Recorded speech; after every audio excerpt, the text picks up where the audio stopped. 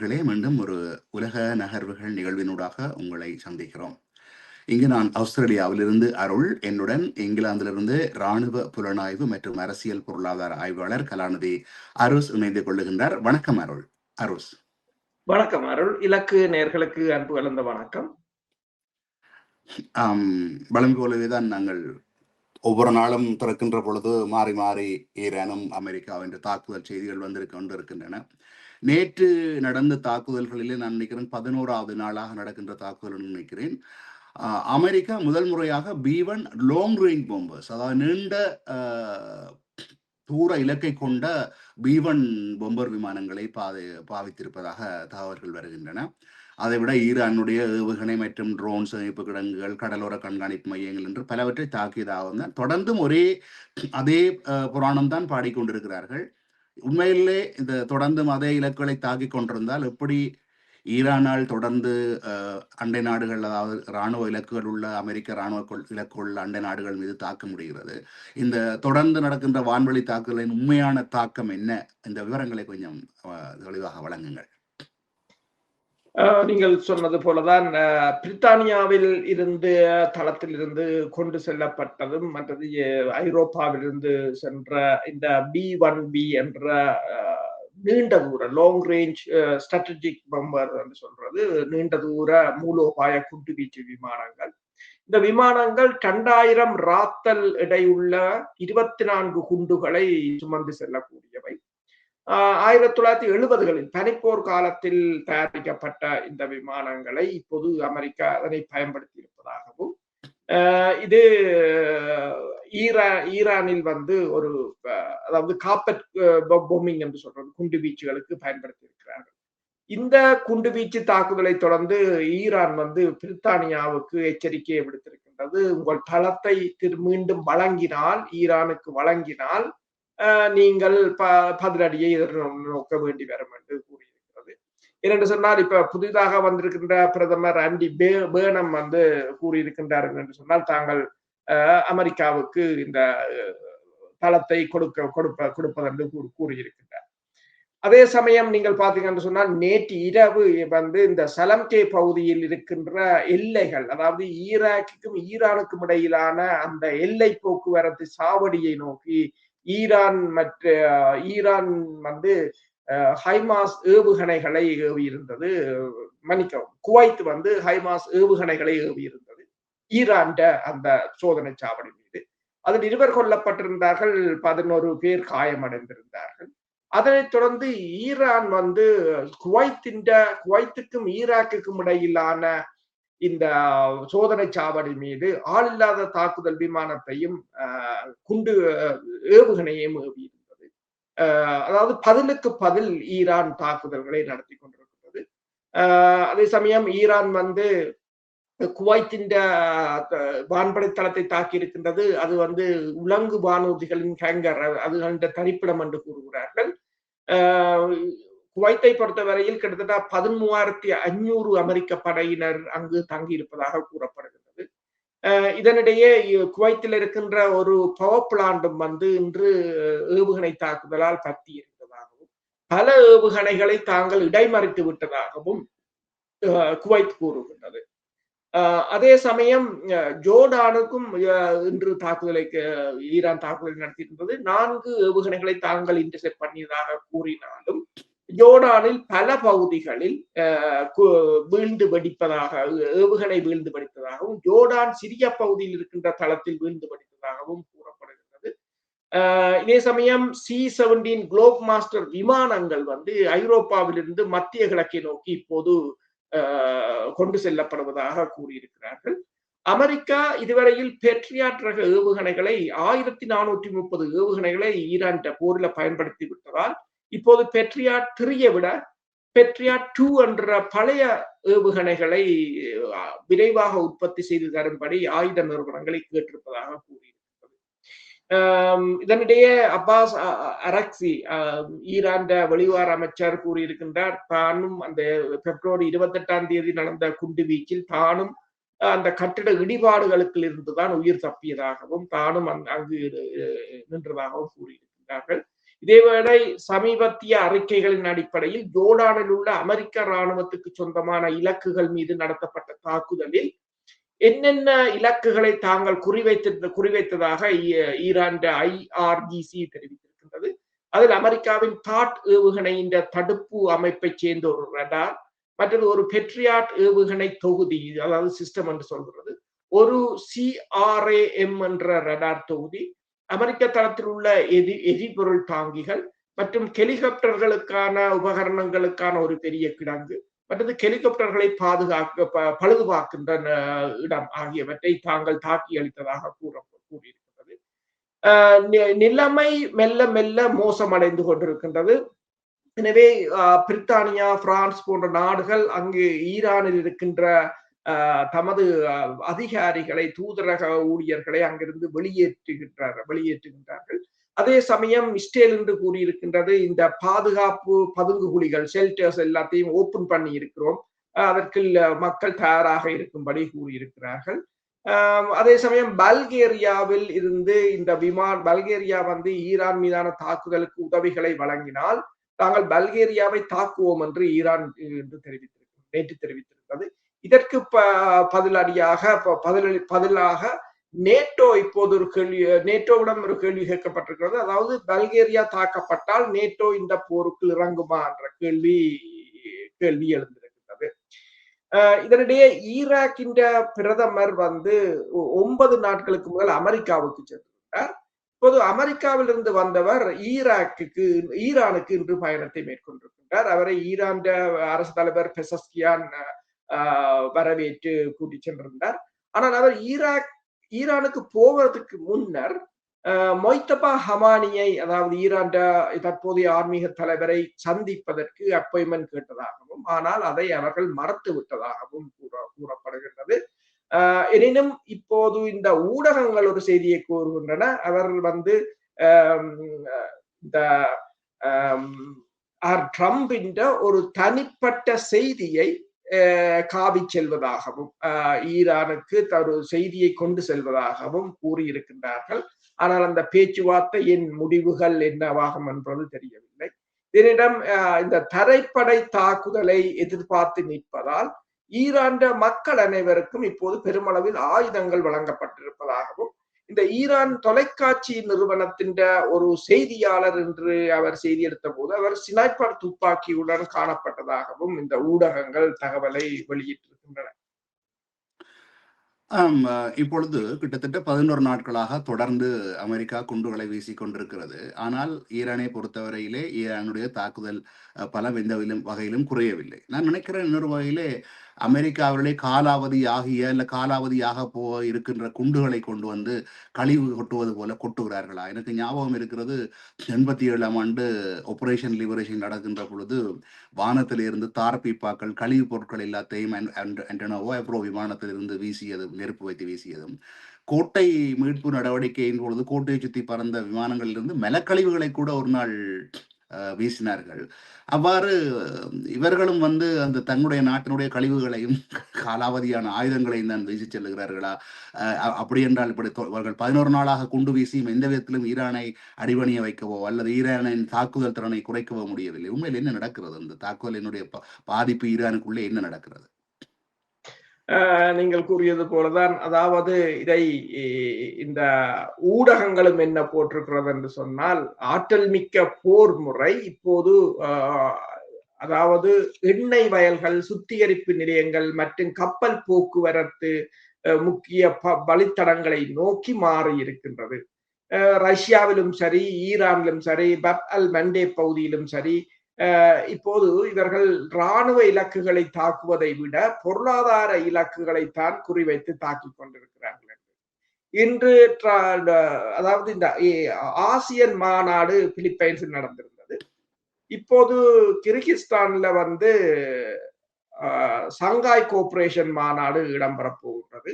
அதற்கு ஈரான் வெளிவார அமைச்சரும் அங்கு செல்கிறார். ரஷ்யாவின் வெளிவார அமைச்சர் 2 மாநாட்டிலும் பங்கு பெற்றிருந்தார்.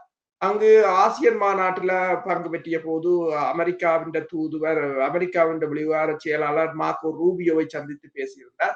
அப்போது மார்க்கோ ரூபியோ என்று சொன்னதுதான் என்னென்று சொன்னால், ஈரான் சொல்லி இருந்தது கண்ணுக்கு கண் என்று. அதாவது நீங்கள் ஒரு கண் எடுத்தால் நாங்கள் ஒரு கண்ணை எடுப்போம் என்று. ஆனால் ட்ரம்பின் திட்டம் என்னென்றால் கண்ணுக்கு தலை என்று இப்போது கூறியிருக்கிறார். நீங்கள் கண்ணை எடுத்தால் நாங்கள் தலையை எடுப்போம் என்று. இப்படி வீரவசனம் இரண்டு தரப்பும் பேசுவதாகத்தான் இருக்கு. ஆனால் பேசுவது மட்டுமல்ல, ஈரான் அதை செய்தும் காட்டுகின்றது. இப்ப நீங்கள் பாத்தீங்கன்னா, இப்ப நாங்கள் முதல் கதைச்சிருந்தோம், இவர்கள் அந்த இரண்டு நாடுகளுக்கும் இடையிலான அந்த எல்லை பகுதியின் மக்கள் போக்குவரத்து வழித்தடத்தை தாக்கினால் ஈரானும் அதையே தாக்குகிறது. இவர்கள் கப்பலை அடித்தால் ஈரானும் கப்பலையே அடிக்கிறது. அப்ப அவ்வாறான ஒரு நிலை ஏற்படுகின்ற இந்த நேரத்தில் இப்ப நீங்கள் கேட்டது போல இவ்வளவு நாளும் இவர்களால் அடித்தும் ஈரானை ஒன்றும் செய்ய முடியவில்லை என்று சொன்னால், இப்போது கூறுகிறார்கள் ஈரான் இந்த குவைத்தை அடுத்ததாக ஈரான் தாக்கி ஈரான் குவைத்தை கைப்பற்றலாம் என்ற ஒரு நிலைதான் இப்போது எல்லோரும் பேசிக் கொண்டிருக்கிறார்கள். அதற்கு உதாரணமாக அவர்கள் என்ன கூறுகிறார்கள் என்று சொன்னால், அதாவது இந்த 1991 ஆண்டு குவைத் மீதான அமெரிக்காவின் தாக்குதலுக்கு அமெரிக்கா 1 மில்லியன் படையினரையும் 7000 டேங்குகளையும் 3500 விமானங்களையும் 4 விமானம் தாங்கி கப்பல்களையும் பயன்படுத்தி இருந்தாலும் 6 மாதங்கள் எடுத்திருந்தன என்று சொல்லுகிறார் பாலவன புயல் நடவடிக்கை. ஆனால் அதில் கூட்டணி படையினரை சேர்த்துத்தான் 10 லட்சம் படையினரை திரட்டி கொண்டு போனார்கள். ஆனால் இப்ப இருக்கிற நிலைமை அவ்வாறு இல்லை. அதுதான் மிக மிக முக்கியமான ஒரு பிரச்சனை. கூட்டணியை திரட்ட முடியவில்லை. ஆயுதங்கள் மிகவும் விலை உயர்ந்ததாக மாறிவிட்டன. ஈரான் இந்த போர் முறையும் மாறிவிட்டன. என்னென்று சொன்னால், உதாரணமாக நீங்க பாத்தீங்கன்னா, போர் முறையில் இப்போது அவர்கள் ஆள் இல்லாத தாக்குதல் விமானங்கள் அதுகள் என்று சொல்லி தொழில்நுட்பத்தில் ஏனைய நாடுகளும் வளர்ந்து விட்டன. 91 ஆண்டு இருந்த நிலைமை தற்போது இல்லை. இப்ப பிரித்தானியாவில் ஒரு அதிர்ச்சியூட்டும் தகவலை வெளியிட்டிருக்கிறது இந்த யூகவ் என்ற ஆய்வு நிறுவனம். அது சொல்லி இருக்கின்றது, பிரித்தானியாவில் ஒரு அந்நிய ஆக்கிரமிப்பு நடந்தால் 6% பிரிட்டிஷ் மக்கள் மட்டுமே முன்வந்து போரிடுவார்கள் என்றும், கட்டாய இராணுவ சேவைக்கு அழைக்கப்பட்டால் வெறும் 14% மட்டுமே தயாராக இருப்பதாகவும் தெரிவித்திருக்கிறது. 50% அதிகமானோர் இராணுவத்தின் மீது நம்பிக்கை இல்லை என்று கூறிவிட்டார்கள் என்று கூறும். அண்மையில் ஜெர்மன் ஒன்றை சொல்லியிருந்தது, இந்த கட்டாயத்துக்கு நீங்கள் கட்டாய பயிற்சிக்கு வாருங்கள் என்று சொல்லி ஜெர்மனி முழுக்க ஒரு விளம்பரத்தை போட்டிருந்தார்கள். 1000 பேர் தான் பதிவு செய்திருக்கிறார் என்று சொன்னால், அப்ப நாங்கள் முதலே கதைத்தோம், இந்த இனிவரும் காலங்களில் இப்படி போரிட்டு போய் யாருக்காகவும் அடிவதற்கும் அதுக்கு யாரும் தயாராக இல்லை. நீங்கள் ரோபோக்களை உருவாக்கினால் சரியே தவிர, நான் சொல்ல முற்படும் பொழுது நீங்கள் சொல்லுகிறீர்கள், அந்த தான் இடைமறிக்க இருந்தேன். சைனா ரோபோட்லேயே அண்மையிலே நடந்த சில கண்காட்சிகளிலே ரோபோட்களிலே பல சாதனைகள் நிகழ்ச்சி காட்டின. ரோட் ரேஸ், அதாவது ரோட்டிலே பந்தயம் ஓடுகிறது, தங்களுக்குள்ளே சண்டை இடுகிறதை காட்டுகிறது. அதாவது இந்த எவ்வாறு இந்த குத்துச்சண்டை வீரர்கள் குத்துவார்களோ அதுபோல குத்தி காட்டுகிறது, தலைகளாக ஜம்ப் பண்ணி எல்லாம் விழுகிறது, எல்லாம் மக்களோடு சேர்ந்து செய்கிறது, தெருவிலே குப்பை பொறுக்கிறது என்று. அதே போல இராணுவத்துக்கும் வெகு விரைவிலே சைனா தயார்படுத்தி விட்டதற்கவும் கூடும். சைனாவை பொறுத்தவரை அவர்கள் போகின்ற வேகம் மிக மிக எல்லாரையும் விட முன்னுக்கு போகிறார்கள். அப்படி என்றால் இனி சைனாவை போல அவர்களும் ரோபோட்களை உருவாக்கினால் அன்றி மனிதர்களை இராணுவத்துக்கு தேட முடியாது. தொடர்ந்து கூறுங்கள். உண்மைதான்.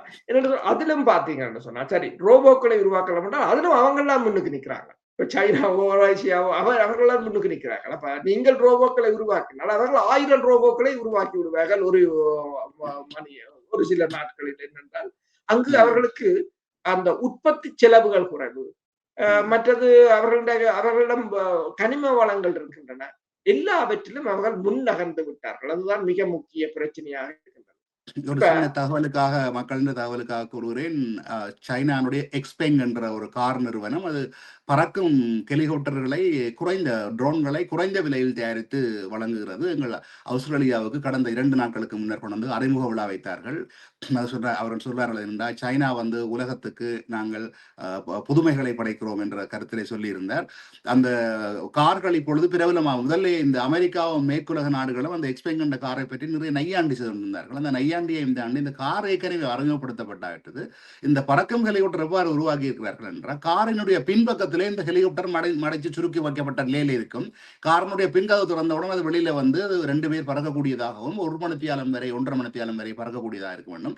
விலையும் வெறும் $2,50,000 உட்பட்டதாக இருப்பதாகவும், ஆகவே பணக்காரர்களுக்கு அது சாதாரண விஷயமா வாங்கக்கூடிய அளவுக்கு வந்துட்டு கூறுகிறார்கள். இதே ஒன்றை அமெரிக்காவோ ஐரோப்பிய நாடுகள் தயாரித்தால் $1 மில்லியன் மேல அவர்களால் விற்க வேண்டியது. கூறுங்கள். ஆனால் பிறகு அவர்கள் என்ன செய்வார்கள் என்று சொன்னால் இதை பாதுகாப்பு பிரச்சனை என்று சொல்லி தடை செய்வார்கள். அதுதான் இவர்கள் செய்கிற வேலை அதான் இருக்கும். இப்ப நீங்க பாத்தீங்கன்னா மியாமி பல்கலைக்கழகத்தின் பேராசிரியரும் புவியியல் அரசியல் ஆய்வாளரும் ஒருவர் கூறுகிறது என்னன்னு சொன்னால், இந்த சண்டையில் முதலில் வீழ்ச்சியடையும் நாடாக குவைத் இருக்கும் என்று கூறியிருக்கிறார். சதாம் ஹுசேனை போலல்லாமல் ஈரான் குவைத்துடன் நின்று விடாது. சதாம் ஹுசேன் குவைத்தை ஆக்கிரமித்ததுடன் நின்று விட்டார். ஆனால் ஈரான் குவைத்துடன் நின்று விடாது. வளைகுடா ஒத்துழைப்பு கவுன்சில், அதாவது GCCயில் உள்ள மற்ற நாடுகளுக்கு எதிராகவும் அது தனது தாக்குதலை தொடரும் என்றும், பஹ்ரைன், கத்தார் மற்றும் ஐக்கிய அரபு அமீரகம், பின்னர் ஓமான், இறுதியாக சவுதி அரேபியா ஆகியவை அடுத்தடுத்து பாதிக்கப்படும் நாடுகளாக இருக்கும் என்று சொல்லியும், இந்த செயல்முறையின் போது ஈரான் ஜோர்டானையும் அளிக்கும் என்றும், எண்ணெய் உற்பத்தி செய்யும் நாடுகளின் வீழ்ச்சி, எரிபொருள் பற்றாக்குறை, பஞ்சம் மற்றும் பெருமளவிலான மக்களின் இடம்பெயர்வு ஆகியவற்றை விட தோல்வி என்பதன் அர்த்தத்தை வேறு எதுவும் சிறப்பாக வெளிப்படுத்த முடியாது என்றும், அதாவது ட்ரம்ப் வந்து கிரேட் ஈரான் உருவாவதை ட்ரம்பால் தடுக்க முடியாது போகும், ஏனெனில் அதற்கான யதார்த்த உணர்வும் வரலாற்று புரிதலும் தேவை என்றும், மறுப்பு மனப்பான்மையோ மாய தோற்றங்களோ அல்லது கற்பனைகளோ அல்ல, ஒட்டுமொத்த அமெரிக்கா தவிர்க்க முடியாத தோல்வியின் விளிம்பில் உள்ளதென்றும், ஒரு கசப்பான விழிப்புணர்வு எங்களை நோக்கி நெருங்கி வந்து கொண்டிருக்கிறது என்றும் அவர் கூறியிருக்கிறார்.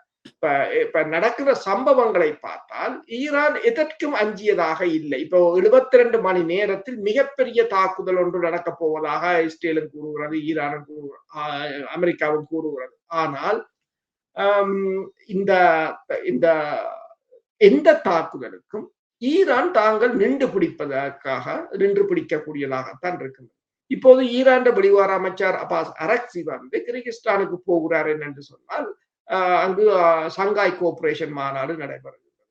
இப்ப சீனாவும் ரஷ்யாவும் ஏதோ ஒரு வகையில் ஈரானை பாதுகாப்பதற்காக, இப்ப விக்டர் காவ் அவர் வந்து சீனாவின் ஒரு மிகப்பெரிய ஒரு ராஜதந்திரி. அவர் என்ன கூறியிருக்கின்றார் சொன்னால், முதலாவதாக இஸ்ரேல் அரசாங்கத்துக்கும் இஸ்ரேலிய தலைவர்களுக்கு நான் ஒன்றை கூற விரும்புகிறேன், என்னவென்றால் ஈரான் உட்பட வேறு எந்த நாட்டிற்கும் எதிராக இஸ்ரேல் அணு ஆயுதத்தை பயன்படுத்தும் தருணத்தில் அது ஒரு நாடாகவும் ஒரு தேசமாகவும் இஸ்ரேலின் முடிவாக இருக்கும் என்று கூறியிருக்கிறார். இந்த மேற்கோளை சீன வெளியுறவுத்துறை அமைச்சகத்தின் அதிகாரபூர்வ அறிக்கை அல்ல என்றாலும், ஆனால் விக்டர் காவ் என்பவர் சீன பொது ராஜதந்திரத்தின் செல்வாக்கு மிக்க ஒரு பேச்சாளர் என்றும், அத்தகைய கடுமையான வார்த்தைகள் மூலம் பெய்ஜிங் வந்து தனது ரெட் லைனை, சிவப்பு கோடுகளை சர்வதேச சமூகத்துக்கு தெரிவிக்க விரும்புகிறது விக்டர் காவின் ஊடாக என்று கூறப்படுகிறது.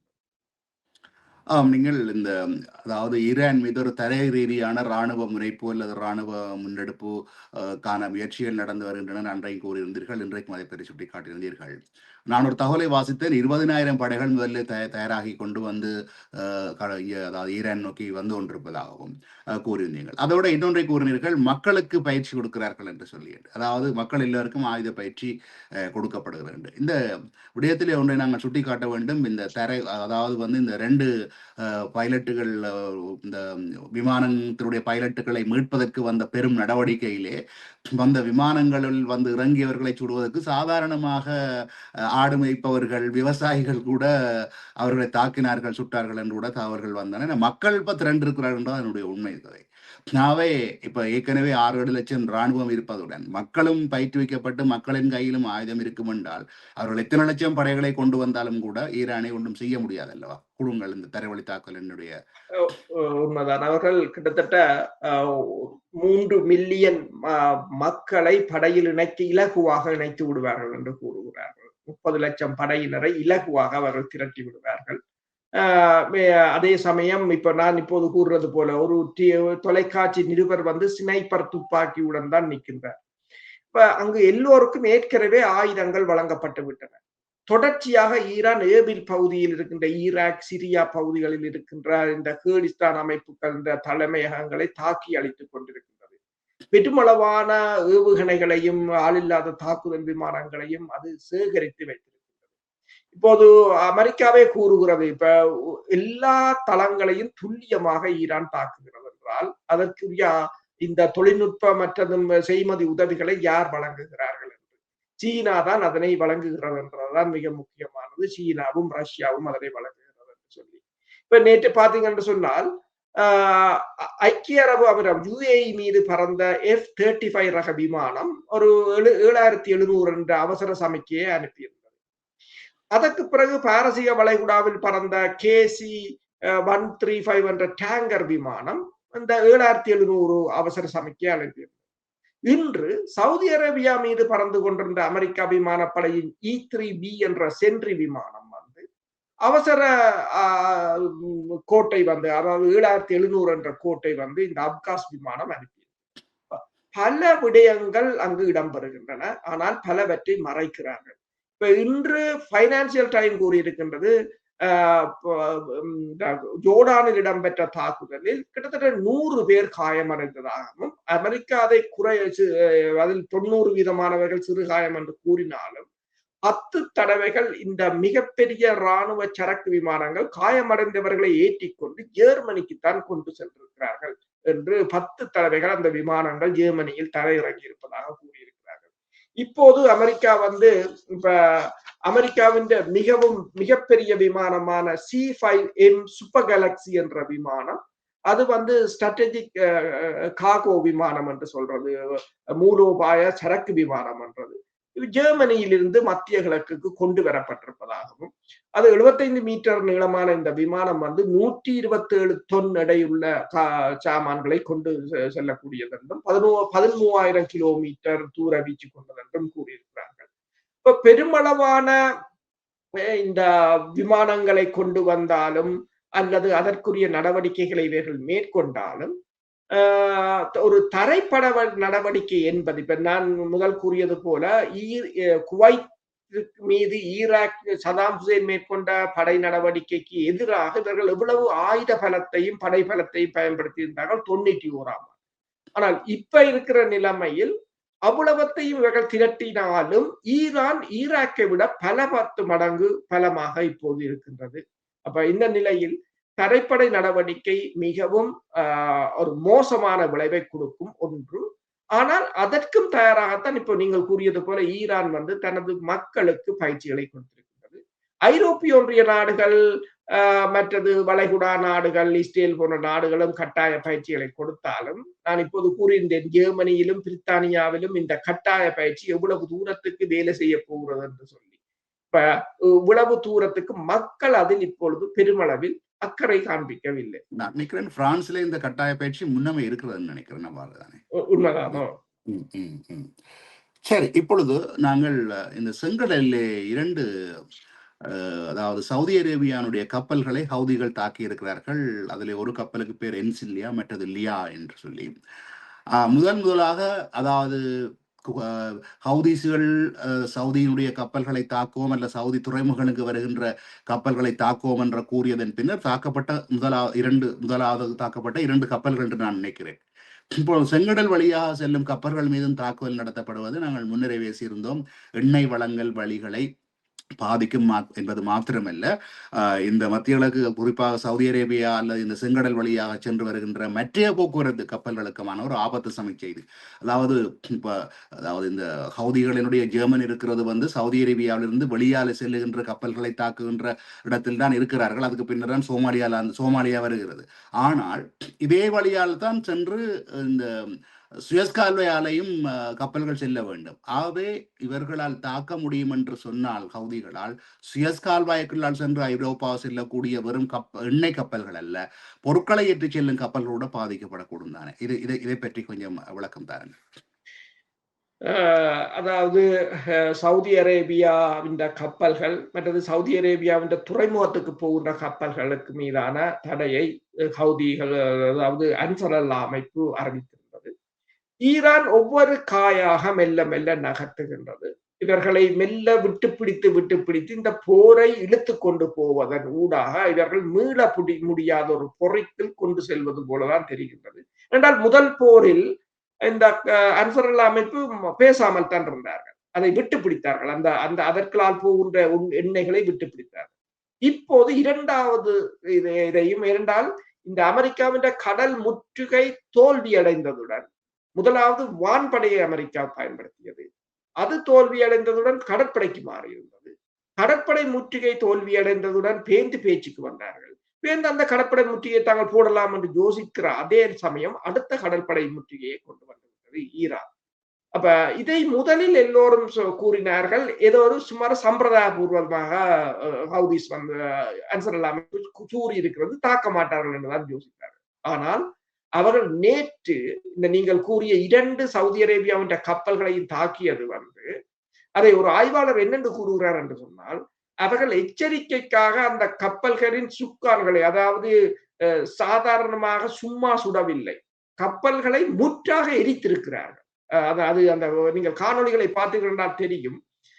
கப்பல்கள் அப்படியே ஒரு கப்பல் முற்றாக தீ பிடிச்சு எரிந்திருந்தது. அது எல்லாருக்கும் அது ஒரு மிகப்பெரிய ஒரு அச்சுறுத்தலை கொடுத்திருந்தது. அது அதாவது இந்த சவுதி அரேபியாவுக்கு அந்த உள்நாட்டு போரை தூண்டுகின்ற எண்ணமே இனிமேல் வரக்கூடாது என்றது. அதாவது இந்த இடத்திலே குறிப்பிடுவதற்கு மன்னிக்கவும், நான் நினைக்கிறேன் இந்த ஹோர்முஸ் நீரிணையில் சென்ற கப்பல்கள் மீது ஈரானுடைய தாக்குதல்கள் செயலிழப்பு தாக்குதலாக இருந்தன. என்ஜின் அறையில் மீது தாக்குதல் நடத்தி கப்பல்களை செயலிழக்க தவிர முழுமையான கப்பல்களை தாக்கி எண்ணெய்களை அழித்து எரிந்ததாக பெரிதாக இல்லை. கூறுங்கள். அப்படித்தானே?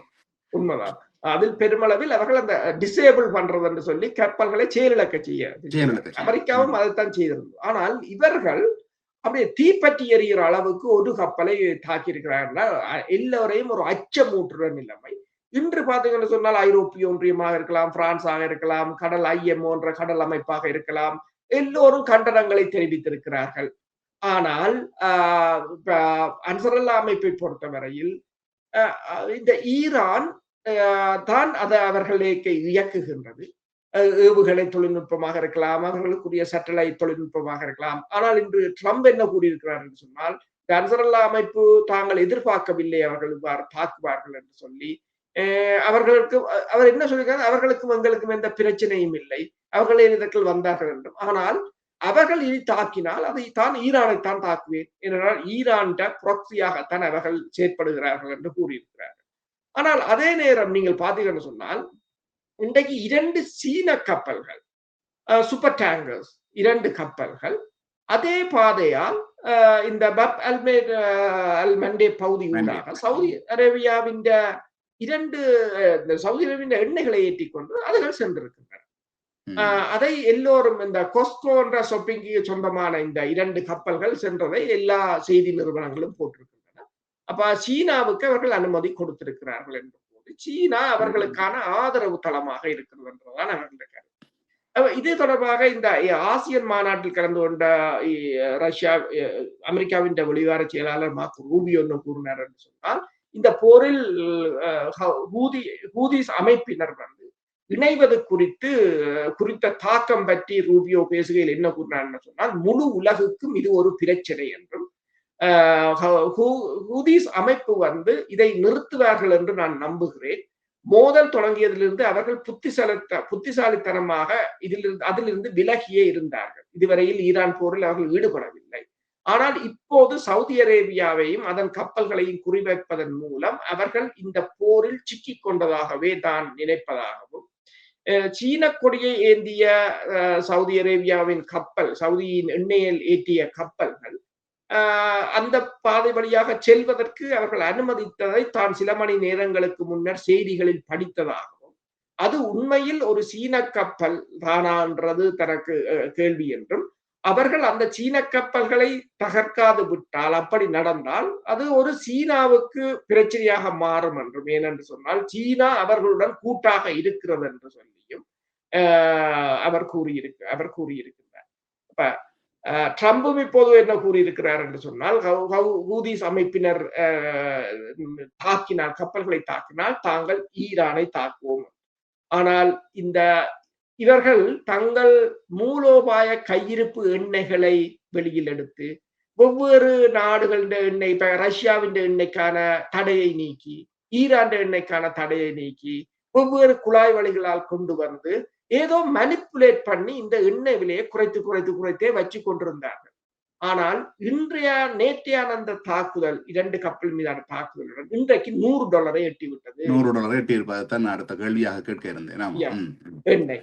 அப்ப இந்த நிலையில் இப்போது சென்ட்கோம் மத்திய கட்டளை மையம் அமெரிக்காவின் தெரிவித்திருக்கின்றது, தாங்கள் 12 கப்பல்களை திருப்பி விட்டிருப்பதாகவும், தாங்கள் கடல் முற்றுகை வேலை செய்வதாகவும். ஆனால் இப்போது வந்த செய்திகள் கூறுகிறது, ஈரான் எண்ணெயை ஏற்றிய ஒரு சூப்பர் டேங்கர் கப்பல் இந்த அமெரிக்காவின் கடல் முற்றுகையை உடைத்துக் கொண்டு ஓமான் கடல் வழியாக சென்றிருக்கிறது.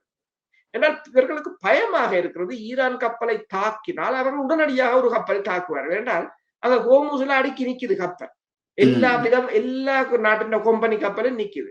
இப்ப நீங்கள் ஒன்றை தாக்கினா அவர்கள் தெரிஞ்செடுத்து ஒன்றை தாக்கி அழிப்பார்கள் என்றது அந்த ஒரு பிரச்சனை இருக்கின்றது. அதாவது அடி கொடுக்கிறபடியால் தான் இவர்கள் முந்தின மாதிரி கண்மூடித்தனமான குண்டு வீச்சுக்களையோ அதுகளையோ ஒன்று நடத்த முடியாத ஒரு நிலையில் இருக்கிறார். சரி, அல்லது நாங்கள் இப்பொழுது ரஷ்யா உக்ரைன் பக்கம் திரும்புவோம். நேற்று மாறி மாறி ட்ரோன் தாக்குதல்கள் நிறைய நடைபெற்றிருக்கின்றன.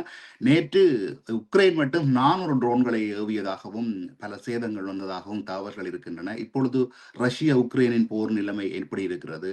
இது ஒரு ரஷ்ய விமானம் ஒன்றும் தற்செயலாக விழுந்ததா அல்ல தாக்குதல் விழுந்ததா என்று தெரியவில்லை. விழுந்ததாக தகவல் ஒன்றும் வருகின்றது. அதை பற்றின தகவல்களை வழங்குங்கள்.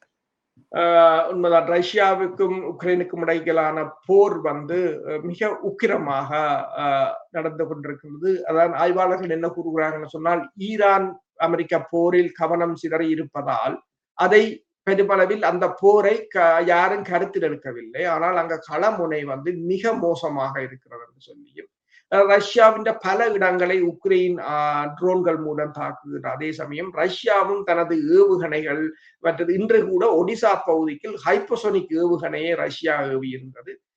கிட்டத்தட்ட பெருமளவான கப்பல்களை ரஷ்யா தாக்கி அளித்திருக்கின்றது உக்ரைன் கருங்கடல் பகுதி துறைமுகம் முற்றாக செயலிழந்து போயிருப்பதாகவும், தானியங்களை இப்ப உக்ரைன்ல இருந்துதான் பெருமளவான தானியங்கள் இப்ப சன்ஃபிளவர் சீட்ஸாக இருக்கலாம், சன்ஃபிளவர் ஆயில்களுக்கு தேவையானதா இருக்கலாம், கோதுமையாக இருக்கலாம், பெருமளவு அதாவது அதை சொல்றது கிரெயின் பாஸ்கெட் என்று சொல்றது ரஷ்யாவை அவை ஒன்றையும் இனி ஏற்றுமதி செய்ய முடியாத நிலையில் இருப்பதாகவும், இன்று வந்து கருங்கடலில் வைத்து துருக்கியின் சரக்கு கப்பலை கூட ஒரு ஆளில்லாத விமானம் மோதியதில் வந்து ஒரு பணியாளர் கொல்லப்பட்டார் என்றும் 2 பேர் காயமடைந்திருக்கிறார்கள் என்றும் கூறப்படுகின்றது. அதே சமயம் உக்ரைன் கருங்கடல் துறைமுகங்கள் வெறிச்சோடி இருப்பதாகவும், இது துறைமுகங்கள் மற்றும் வர்த்தக கப்பல்கள் மீது ரஷ்யா மேற்கொண்டு வரும் தொடர் தாக்குதல் காரணமாக எந்த கப்பலும் இப்போது அங்கு இல்லை என்றும், இது தானிய ஏற்றுமதியை 1/3 பகுதியை முற்றாக முடக்கி இருப்பதாகவும் கூறியிருக்கிறார்கள். அது வந்து ஊடகத்தில உணவு பற்றாக்குறையை ஏற்படுத்தலாம் என்று. அதே சமயம் உக்ரைன் வந்து ஆட்களை சேர்க்கின்ற அதாவது இந்த படையினருக்கு கட்டாயமாக ஆட்களை பிடித்துக் கொண்டு போகிறார்கள். வீதிகளில் திரிபவர்கள் முந்தைய உங்களுக்கு தெரியும் 1989களில் அந்த TNAக்கு வந்து பிடித்துக் கொண்டு போன மாதிரி தான் நீங்கள் அங்க வீடியோல பார்க்கலாம். தூக்கி ஏற்றி கொண்டு போறாங்க. சில இடத்துல மக்கள் திரண்டு அடித்து கலைக்கிறார்கள் வந்து அப்படி பிடித்துக் கொண்டு போறவர்களை.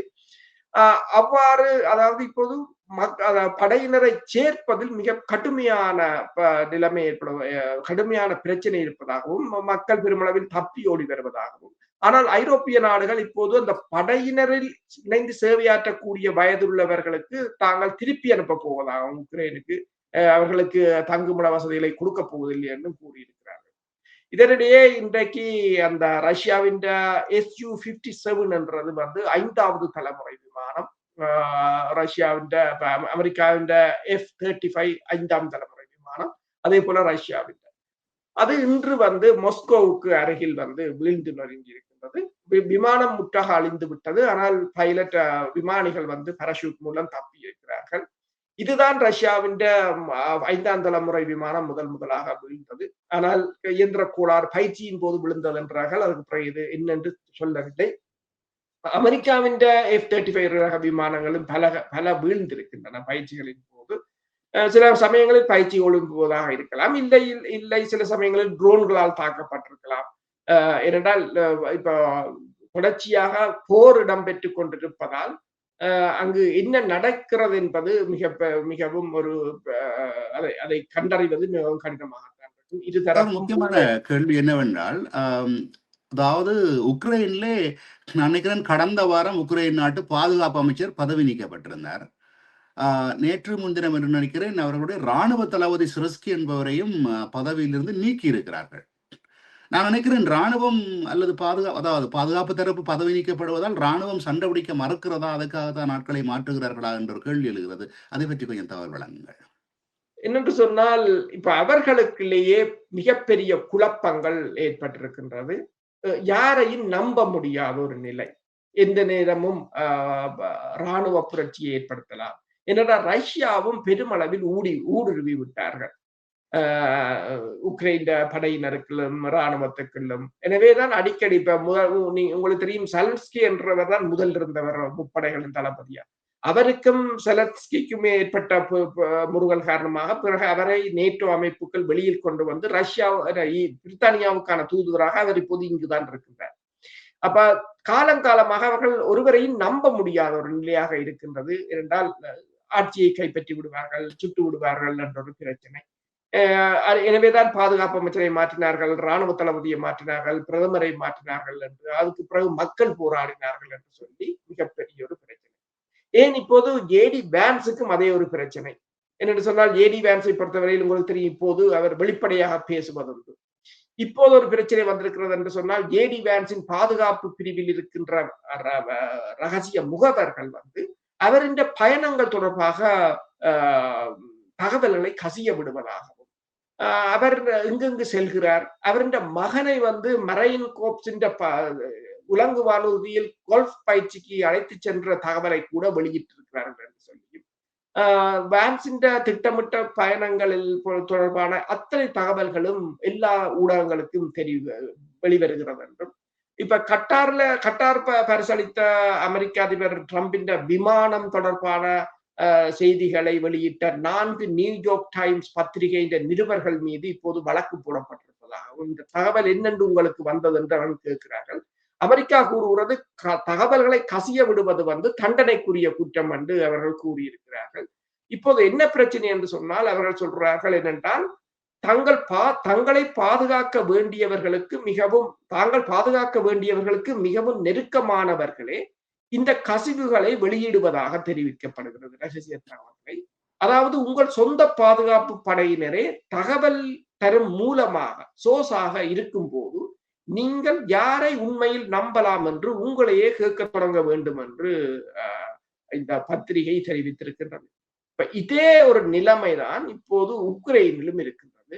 அவர் என்னென்று சொன்னால் இந்த உளவுத்துறையினர், மற்றது சைபர் அட்டாக், மற்றது ஒவ்வொரு நாடுகளுக்கும் ஊடுருவது என்று சொல்லி பல இடங்களில் இப்ப இரட்டை முகவர்களாக பலர் ஊடுருவி இருப்பது உக்ரைனிலும் அதே ஒரு பிரச்சனையாகத்தான் இருக்கு. நல்லது. இத்துடன் இன்றைய இந்த நிகழ்வை நாங்கள் நிறைவு செய்து கொள்ளுகிறோம். மீண்டும் ஒரு நிகழ்வில் உங்கள் அனைவரையும் சந்திக்கும் வரை உங்களிடமிருந்து விடைபெறுகின்றோம். இந்த நிகழ்வு உங்களுக்கு பிடித்திருந்தால் இந்த சேனலை நீங்கள் சப்ஸ்கிரைப் செய்து உங்கள் நண்பர்களுக்கும் அறிமுகப்படுத்துங்கள்.